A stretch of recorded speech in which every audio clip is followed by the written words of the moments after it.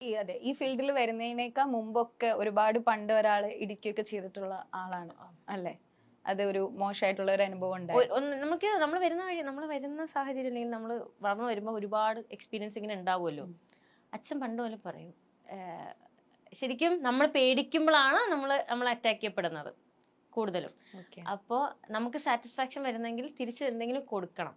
അപ്പൊ കൊടുത്തു കഴിഞ്ഞാൽ ഓക്കെ നമ്മൾ അത്രയെങ്കിലും ചെയ്തല്ലോ എന്നൊരു സാറ്റിസ്ഫാക്ഷൻ ഉണ്ടാവും നമുക്ക് ഉള്ളിൽ വരും. ചിലപ്പോൾ അവർക്ക് വേദന എടുത്തെന്ന് വരണം എന്നില്ല, ബട്ട് നമുക്കൊരു സാറ്റിസ്ഫാക്ഷൻ കിട്ടില്ലേ, നമ്മൾ എന്തെങ്കിലുമൊക്കെ ചെയ്തു എന്ന്. കാരണം എനിക്ക് ആ റിഗ്രറ്റ്, എന്നെ +1 എന്നോട് വളരെ മോശമായിട്ട് ബിഹേവ് ചെയ്ത കുട്ടിയോട് 2 ദിവസം ഉണ്ടായിരുന്നു ആ ബിഹേവിയർ. ആദ്യത്തെ ദിവസം എനിക്ക് ഒന്നും ചെയ്യാൻ, ഞാൻ നമ്പായി പോയി, എനിക്കൊന്നും ചെയ്യാൻ പറ്റില്ല. അപ്പോഴത്തേക്ക് എന്നെ മൈൻഡിൽ കയറിയതാണ് എനിക്ക് ഇന്ന് തിരിച്ചു കൊടുക്കണം എന്നുള്ളത്. അത് നെക്സ്റ്റ് അവൻ ബാഡായിട്ട് ബിഹേവ് ചെയ്തപ്പോ കൊടുക്കാൻ പറ്റും, അത് കിട്ടാൻ വേണ്ടിട്ടായിരിക്കും. അതെ, അപ്പൊ ഒരു സാറ്റിസ്ഫാക്ഷൻ കിട്ടി. അത് അൾട്ടിമേറ്റ് ആണ്. അതെ, അത് ഭയങ്കര അൾട്ടിമേറ്റ് ആണ്. കാരണം പണ്ട് ഞാൻ ഒരു ട്രീറ്റ്മെന്റ് എടുക്കാൻ പോയപ്പോ ഒരു കുട്ടിയുടെ അച്ഛനാണ്, അതായത് എന്റെ അതേ ഏജുള്ള ഒരു കുട്ടിയുടെ അച്ഛൻ എന്നോട് മിസ്ബിഹേവ് ചെയ്തു. അപ്പൊ ഞാൻ കൊടുത്തു തിരിച്ച്. ആ സമയത്ത് ഭയങ്കരമായിട്ട് മിസ്ബിഹേവ് ചെയ്തു. അതെനിക്കറിയില്ല, അന്നത്തെ അഡ്രിനൽ റഷിന് ഞാനൊരു 4th സ്റ്റാൻഡേർഡ് ആണെന്ന് തോന്നുന്നു. അന്ന് എനിക്കത് ചെയ്യാൻ പറ്റും. അപ്പൊ അപ്പോഴാണ് ഞാൻ പറയുന്നത്, നമ്മളെ പാരന്റിങ് ഭയങ്കര ഇമ്പോർട്ടന്റ് ആണ്. അന്ന് വീട്ടില് വന്ന് പറയുമ്പോ അവര് അയ്യോ മക്കൾ അങ്ങനെ ചെയ്യരുതെന്ന് പറഞ്ഞു കഴിഞ്ഞാൽ നമ്മള് പേടിച്ചു. പിന്നെ നമുക്ക് പേടിയായിരിക്കും. പിന്നെ അതിനുശേഷം ഒരാൾ മിസ്ബിഹേവ് ചെയ്തപ്പോൾ ഞാൻ അപ്പൊ റിയാക്ട് ചെയ്തിട്ട് അച്ഛനോട് ചെന്ന് പറഞ്ഞു. അച്ഛൻ നല്ല പൊട്ടിച്ചു, വീടിന്റെ അടുത്ത് അവർക്ക് നല്ല പൊട്ടിച്ചു. അപ്പൊ ഒരു സാറ്റിസ്ഫാക്ഷൻ. അതൊക്കെ കണ്ടു വളരുമ്പോൾ നമ്മൾ എന്തായാലും കൊടുക്കാനുള്ള ഒരു ഇത് വരുമല്ലോ. ഇപ്പോഴും അത് ഭയങ്കര ഇമ്പോർട്ടന്റ് ആണ്. ഇവൻ ഈ ഒരു ആണെങ്കിലും അല്ലെങ്കിലും ഈ ഫീൽഡിൽ മാത്രമല്ല, മൊത്തത്തില് അത് വളരെ ഇമ്പോർട്ടന്റ്. എന്താ അറിയോ, പണ്ട് നമ്മള് എല്ലാവരെയും കണ്ണടച്ചങ്ങ് വിശ്വസിക്കുന്ന ഒരു സമയമല്ലേ കുഞ്ഞനാളായിരുന്നു. ഇപ്പൊ നമുക്കത് നമ്മൾ ഒബ്സർവ് ചെയ്യും. ഇപ്പൊ നമ്മൾ ആരോട് സംസാരിക്കണം, ആരോട് സംസാരിക്കണ്ട എന്നുള്ളത് നമുക്ക് ഒരാളോട് സംസാരിക്കുമ്പോൾ നമുക്ക് മനസ്സിലാവും. ഇപ്പൊ അങ്ങനത്തെ അനുഭവങ്ങൾ വളരെ വിരളമാണ്. പിന്നെ ബസ്സിൽ കൂടെ പോയാലും ട്രാവൽ ചെയ്യുമ്പോഴും നമ്മൾ ഭയങ്കര കോൺഷ്യസ് ആണ്, എങ്ങനെ എവിടെ ഇരിക്കണം, എങ്ങനെ റിയാക്ട് ചെയ്യണം. പിന്നെ ഇപ്പൊ മറ്റേ പേടിയില്ല, അയ്യോ ഈ അവര് നമ്മൾ എന്തെങ്കിലും ചെയ്തു കഴിഞ്ഞാൽ നമ്മുടെ ശരീരം പവിത്രത, ആ സംഭവങ്ങളൊക്കെ മനസ്സിൽ വരുമ്പോഴാണ് നമ്മൾ നമ്പായി പോകുന്നത്. ആക്ച്വലി അങ്ങനെ അല്ല, അവർക്ക് എന്താ ചെയ്യാൻ നമുക്ക് തിരിച്ചു ചെയ്യാൻ ഉള്ളൂ. ആ ഒരു സംഭവം അങ്ങ് വിചാരിച്ചാൽ മതി, ബാക്കിയൊക്കെ സെറ്റാണ്. എന്താ അറിയോ, ഞാൻ എന്റെ അമ്മയ്ക്ക് ഇതുപോലൊരു ഭയങ്കര ബാഡ് ഇൻസിഡന്റ് ഉണ്ടായിരുന്നു. പണ്ടല്ല, ഒരു 1 year ബാക്ക്. അപ്പൊ ആ സമയത്ത് വളരെ കുഞ്ഞ് ഇൻസിഡന്റ് ആണ്. പക്ഷെ അമ്മ വീട്ടിൽ നിന്ന് ഭയങ്കര ഫ്രീസ് ആയിട്ട് 2 ദിവസം. ഞാൻ പറഞ്ഞു എന്തിനാ പേടിക്കണം, ഞാൻ പോലീസ് സ്റ്റേഷനിൽ പോയി ഒരു കേസ് ഫയൽ ചെയ്ത പോലെ. വീടിന്റെ അടുത്ത് നടന്നൊരു ഇൻസിഡന്റ് ആണ്, എന്തിനാ പേടിക്കുന്നതിന്റെ ആവശ്യമില്ല. നമ്മളെന്തോ വലിയ സംഭവം എന്ന് പറഞ്ഞപ്പോഴാണ് പ്രശ്നം വന്നത്. തിരിച്ചു കൊടുത്താൽ തീരാന്ന് പ്രശ്നം. അതെ, ഇത് നമുക്ക് കുഞ്ഞൊരു സെഗ്മെന്റിലേക്ക് പോവാം. ഒരു കുഞ്ഞു സെഗ്മെന്റ് ആണ്. ഈസി ക്വസ്റ്റ്യൻ ആയിരുന്നു. ഈസി ക്വസ്റ്റ്യൻ അല്ലേ ഇപ്പൊ ചേട്ടാ? അതെ, ഈസി ക്വസ്റ്റ്യൻ ആണ്.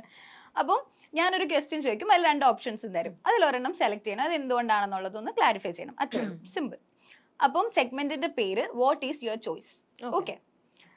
Okay, first question, social media വഴി ആക്രമിക്കാൻ ശ്രമിക്കുന്ന ഒരു കൂട്ടരെ എങ്ങനെ നേരിടും? ഒന്നാമത്തെ ഓപ്ഷൻ നിയമം വഴി, രണ്ടാമത്തെ ഓപ്ഷൻ സോഷ്യൽ മീഡിയ വഴി തന്നെ. എങ്ങനെയായിരിക്കും ഗൗരി നേരിടുന്നത്? ലൈക്ക് എനിക്ക് തോന്നുന്നത് ഓൾറെഡി ഈ ഒരു ഫെയിമിൽ നിൽക്കുന്ന ഒരാൾക്ക് എന്തെങ്കിലും ഒരു സോഷ്യൽ മീഡിയ വഴി എന്തെങ്കിലും ഒരു ബാഡ് കമന്റ്സോ അല്ലെങ്കിൽ നെഗറ്റീവ് മെസ്സേജസോ അങ്ങനെയും വരാമല്ലോ. അത് ശരിക്കും പറഞ്ഞാൽ ഞാൻ പ്രൈമറി സെക്കൻഡറി ആയിട്ട് ചൂസ് ചെയ്യുള്ളൂ. ആദ്യം പ്രൈമറി ആയിട്ട് ഞാൻ സെൽഫായിട്ട് ഡീൽ ചെയ്യും. സെക്കൻഡറി ഞാൻ അടിക്കൂടി കേസ് ഫയൽ ചെയ്യും. ആരും അറിയാതെ ഞാൻ അങ്ങനെ ചെയ്തതാ. ഇപ്പൊ റീസെന്റ് ആയിട്ട് ഞാൻ അങ്ങനെ ചെയ്തായിരുന്നു. അപ്പൊ അതുകൊണ്ട് ഞാൻ അങ്ങനെ ചെയ്യുള്ളൂ. കാരണം 2 സൈഡും വേണം. അതാണ് കാരണം നമ്മള് നിയമം വഴി എടുക്കുമ്പോ എന്താ അറിയോ, അതിനൊരു പെട്ടെന്നൊരു ഇൻസൈഡ് സൊല്യൂഷൻ ഉണ്ടാവും. നമ്മളായിട്ട് റിയാക്ട് ചെയ്യുമ്പോൾ പബ്ലിക്കിനൊരു കറക്റ്റ് വ്യൂ പോയിന്റ് കിട്ടും. പക്ഷെ ആ സാധനം ഈ ഇടുന്ന പോസ്റ്റ് ആയാലും കമന്റ് ആയാലും അത് റിമൂവ് ചെയ്യണമെങ്കിൽ നമുക്ക് സൈബർ സെല്ലിന്റെ ഹെൽപ്പ് വേണം. അപ്പൊ 2ഉം ആവശ്യമാണ്. അപ്പൊ ഞാൻ 2ഉം ചൂസ് ചെയ്യും. ആണല്ലേ? ഈ അടുത്ത് വന്ന ഒരു കഴിഞ്ഞ ഒരു കോൺട്രവേഴ്സി നടന്ന സമയത്ത് ഞാൻ ആദ്യം എന്റെ പേഴ്സണലി ഒരു ഒപ്പീനിയൻ പറഞ്ഞിട്ട് എന്റെ ഒപ്പീനിയൻ എന്താണോ അത് ഞാൻ പോസ്റ്റ് ചെയ്തിട്ട് ഞാൻ സൈബർ സെല്ലിൽ പോയി കേസ് കൊടുത്തു. അപ്പൊ അങ്ങനെയാണ് പ്രൈമറി സെക്കൻഡറി രീതിയിൽ തന്നെ പോകുന്നതാണ് എപ്പോഴും നല്ലത്. ഓക്കെ, നെക്സ്റ്റ്, എത്ര ശ്രമിച്ചിട്ടും നമ്മൾ പറയുന്ന കാര്യങ്ങൾ ചിലർക്ക് മനസ്സിലാകുന്നില്ലെങ്കിൽ, ഒന്നാമത്തെ ഓപ്ഷൻ അവരെ അവരുടെ വഴിക്ക് വിടും. 2, ഏത് വിധേനയും അവരെ പറഞ്ഞ് മനസ്സിലാക്കും. അവരവരെ വഴിക്ക് വിടും. ആ അത്രേ ഉള്ളൂ, അത്രേ ഉള്ളൂ. simple. കാരണം മറ്റത് നമ്മൾ ഭയങ്കരമായിട്ട് ഡ്രെയിൻ ആയി പോയില്ലേ, കുറെ അനുഭവിച്ചത് എന്തിനാ വെറുതെ? അനുഭവിച്ചിട്ടുണ്ട്.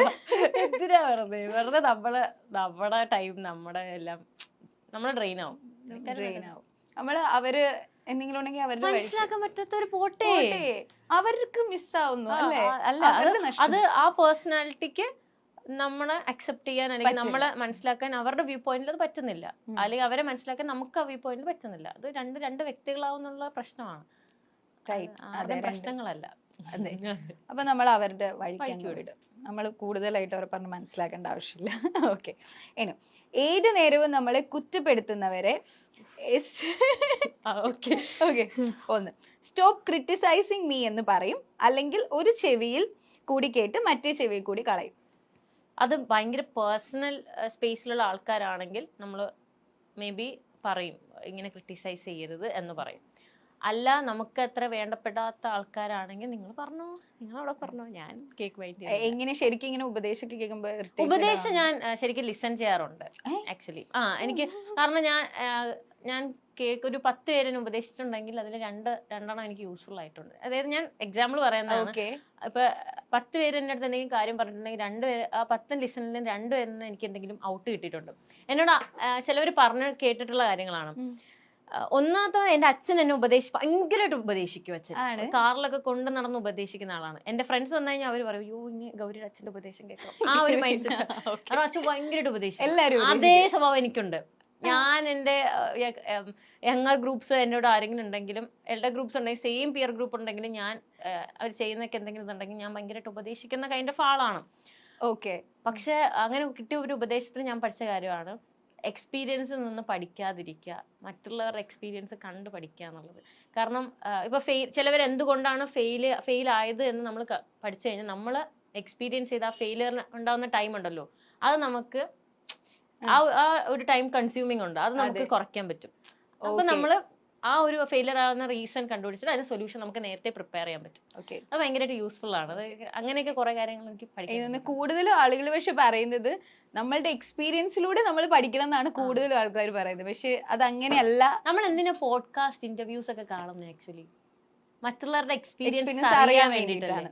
അപ്പൊ ആ എക്സ്പീരിയൻസ് അവരുടെ ഫെയിലിയേഴ്സും ഉണ്ട്, അവരുടെ സക്സസും ഉണ്ട്, രണ്ടും നമ്മൾ കാണുന്നുണ്ട്. അപ്പൊ അവർ സക്സസ് ആവുന്ന ഒരു വഴി ഉണ്ടാവും, ഒരു ഫെയിലിയർ ആവുന്ന റീസൺസ് ഉണ്ടാവും. ആ റീസൺസ് മനസ്സിലാക്കി അതിൽ സൊല്യൂഷൻ കണ്ടുപിടിച്ചാൽ നമ്മൾ ഫാസ്റ്റ് ആയിട്ട് മുകളിലെത്തും. അത് സ്മാർട്ട് വർക്കാണ്. അടിപൊളി. അത് ഒരു കറക്റ്റ് കാര്യമാണ് കേട്ടോ. പക്ഷെ അങ്ങനെ എല്ലാവരും ചിന്തിക്കുന്ന എനിക്ക് തോന്നുന്നത് നമ്മളുടെ ജനറേഷനിലുള്ളവരൊന്നും അങ്ങനെ ഉപദേശം കേൾക്കാൻ ഇഷ്ടമില്ലാത്തവരെ കൂടുതലും പേര്. മെജോറിറ്റി ഇങ്ങനെ ഉപദേശം എന്ന് പറയുമ്പോഴേ വേണ്ട. അങ്ങനെ ഒത്തിരി ഇന്റർവ്യൂസും പോഡ്കാസ്റ്റ് ഒക്കെ കാണുന്ന ആളാണ്. ഭയങ്കരമായിട്ട് കാണും. ധന്യവർമ്മയുടെ ഒക്കെ ഭയങ്കര കാണും, ഒരുപാട് ഇന്റർവ്യൂസും പോഡ്കാസ്റ്റും കാണും. ഞാനിങ്ങനെ എക്സ്പീരിയൻസസ് ഇങ്ങനെ ഇരുന്ന് കേൾക്കും, ഭയങ്കര ഇഷ്ടമാണ്.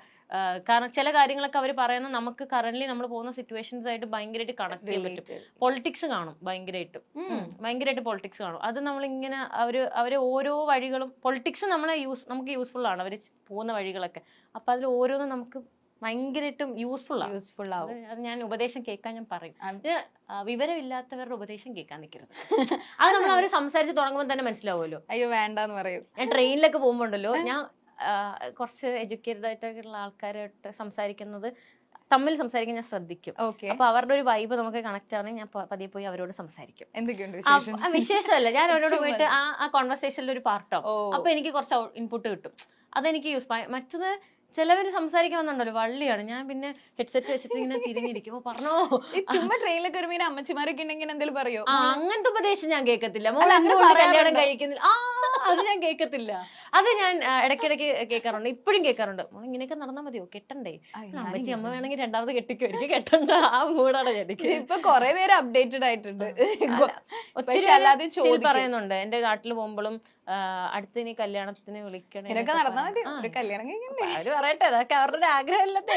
എന്താ പറയാറ്? ഫോട്ടോഷൂട്ട് വീഡിയോസ് ഒക്കെ ആണെങ്കിൽ ഇങ്ങനെ കാണിച്ചു തരാം. പിന്നെ അഭിനയിക്കുന്നുണ്ട്, അതിൽ ഒരുപാട് കല്യാണം കേൾക്കുന്നുണ്ട്. കല്യാണം കഴിച്ചാൽ നേരിട്ട് വേണം. പിന്നെ റീസെന്റ് ആയിട്ട് പറയണം, ഏറ്റവും റീസെന്റ് ആയിട്ട് ഞാൻ കേട്ടൊരു ഉപദേശം ഭയങ്കരമായിട്ടും ഞാൻ ചേട്ടനോട് തിരിച്ച് നല്ല മറുപടി പറഞ്ഞിട്ട് നൈസായിട്ട് പറഞ്ഞിട്ട്, ഈ ഇടയ്ക്ക് റീൽ എടുക്കാൻ പോയപ്പോ ഫ്രണ്ട് ഇരിക്കുന്ന ഒരാൾ ഉപ്പുമുളകിന് ഭയങ്കര ഫാനാണ്.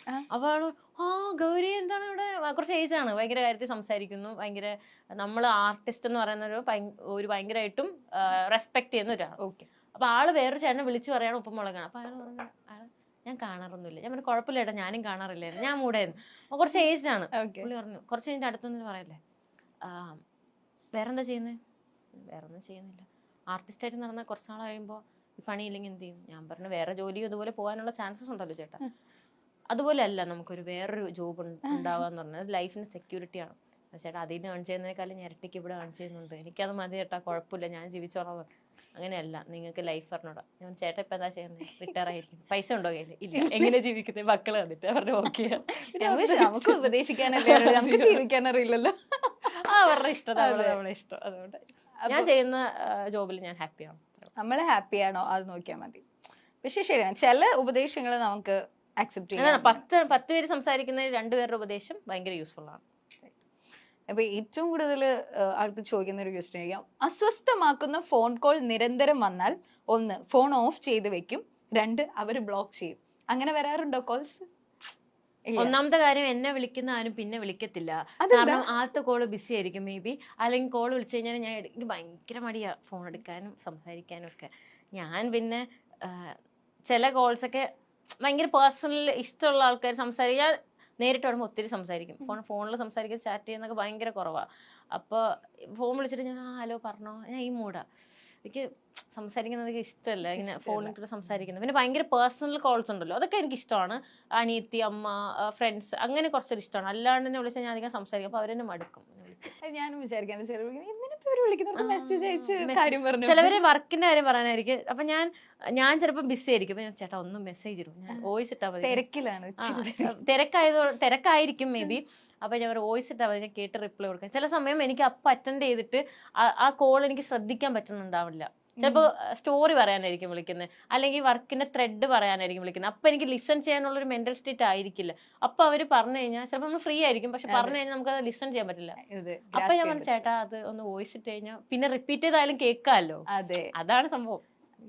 കോള് കുഴപ്പമില്ല, മിക്കവരും അങ്ങനെയൊക്കെ തന്നെ, പ്രശ്നമില്ല. ലാസ്റ്റ് തന്നെ, ഒരു കാര്യം എത്ര ചിന്തിച്ചിട്ടും ഓർമ്മ വന്നില്ലെങ്കിൽ 1 ആലോചിച്ച് കണ്ടുപിടിക്കും, 2 നെവർ മൈൻഡ് എന്ന രീതിയിൽ വിട്ട് ആലോചിച്ചുകൊണ്ടിരിക്കും. ആണ് ഓവർ തിങ്കർ ആണോ? ഓവർ തിങ്കർ ആണ്. ആലോചിച്ച് ഈ മറന്നു പോയി കഴിഞ്ഞാൽ അത് ആലോചിച്ച് കണ്ടുപിടിക്കില്ല. ആ സ്ഥലമൊക്കെ പുകയും. എനിക്കത് കണ്ടുപിടിക്കാണ് ഞാൻ വിടത്തില്ല. പിന്നെ എനിക്കൊരു ഇതാണ്, ചിലപ്പോ ചില സിനിമ ഉണ്ടല്ലോ, ഇല്ല ആളിങ്ങനെ ശരിയാ, നമ്മളൊരു സാധനം വിട്ടത് എങ്ങനെ കണ്ടുപിടിക്കും? ആ സംഭവം ഉണ്ടല്ലോ. ഒന്നാമത്തെ കാര്യം, എനിക്ക് ഈ ഒബ്ജക്ട്സ് എവിടെയെങ്കിലും പ്ലേസ് ചെയ്യുന്നത് പിന്നെ ഓർത്തെടുക്കുക ഭയങ്കര മറവിയാണ്. ഇന്ന് എന്നെ അടുത്ത് കണ്ണാട്ട റൈറ്ററാ, ഞാൻ ഈ വാച്ച് ഊരി വെച്ചിട്ട് ഞാൻ പുറത്തു വന്നു, എന്നിട്ട് എന്തോ എടുക്കാൻ മറന്നു, എന്താണെന്ന് മനസ്സിലാവുന്നില്ല. എന്നൊക്കെ വാച്ച്, അപ്പൊ എല്ലാവരും നോക്കിക്കൊണ്ടിരിക്കുക, ഇവിടെ എന്തോ മറന്നിട്ടാണ് തിരിച്ചത്. കാരണം ഇതെനിക്ക് ശീലമാണ്. പിന്നെ ഈ സിനിമയിലൊക്കെ ഏതെങ്കിലും ക്യാരക്ടർ അല്ലെങ്കിൽ സിനിമയുടെ നെയിംസ് ഒക്കെ മറന്നു പോകും. ചില സമയത്ത് നമുക്ക് ഭയങ്കര ഫെമിലിയർ ആയിരിക്കും, ഓർമ്മ വരത്തില്ല. അപ്പൊ ഏറ്റവും സിമ്പിൾ ആണ് ഗൂഗിൾ ചെയ്യാന്നുള്ളത്. ഭയങ്കര ബ്രൗസ് ചെയ്താൽ കിട്ടും. ഇല്ല ഗൗരി, നീ അത് ഓർത്ത് കണ്ടുപിടിക്കുന്നു, മെമ്മറി ടാസ്ക് ആണ്. ഇതൊക്കെ കാണുമ്പോഴാണ് എനിക്ക് തന്മാത്രം ഓർമ്മ വരുന്നത്. ദൈവമേ, പക്ഷെ അത് നമ്മൾ കണ്ടുപിടിച്ചു കഴിഞ്ഞാൽ ലൈഫിൽ സക്സസ് ആയൊരു ഫീൽ. പിന്നെ ഭയങ്കര അടിപൊളി ഫീൽ. ഞാനിടക്ക് പാതിരാത്രി ഒക്കെ എണീറ്റിട്ട് എന്റെ ആ ഡ്രസ്സ് എന്നാലും എവിടെ, എനിക്ക് ഞാൻ ഏറ്റവും കൂടുതൽ ചിന്തിക്കുന്നത് എന്നാലും അത് എവിടെ പോയി. ഒന്നെങ്കിൽ പണ്ടൊക്കെ ആദ്യം ചിന്തിച്ചുകൊണ്ടിരുന്ന മാത്സിൽ ഇക്വേഷൻസ് ആണ്, ഭയങ്കരമായിട്ട് ചിന്തിക്കും. ഇപ്പൊ ഞാൻ എന്താ പറയാ, സിനിമയുടെ പേരുകൾ എന്തായിരുന്നു, ആ ക്യാരക്ടർ രാത്രി ഉറക്കം വരത്തില്ല, ഉറക്കത്തിലൊക്കെ ഞാൻ ഇങ്ങനെ അയ്യോ അത് തല ഇങ്ങനെ ചൂടാവുമല്ലോ, അത് ഭയങ്കര അടിപൊളിയാണ്.